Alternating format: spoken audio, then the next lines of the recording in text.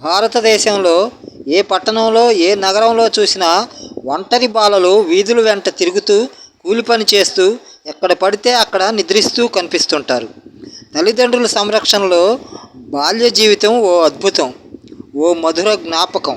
కానీ తల్లిదండ్రులు బంధువులు లేని ఒంటరి బాలబాలికలు భారతదేశంలో కోకొల్లలు.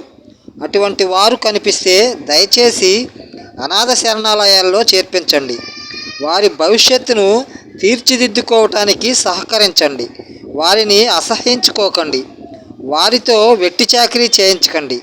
వారిని చూచినప్పుడు మనకు మానవత్వం అనే పదం మాత్రమే గుర్తుకు రావాలి. మానవునికి ఉన్న అతి గొప్ప లక్షణం మానవత్వం. అనాథ బాలబాలికలు వారి తిండి కోసం చేయకూడని దొంగతనమో ఇతర అసాంఘిక పనులో చేస్తే భరత జాతికి తీరని నష్టం. వారికి శిక్షలు వారి సాంఘిక స్థితిగతులను బట్టి న్యాయంగా జరగాలి.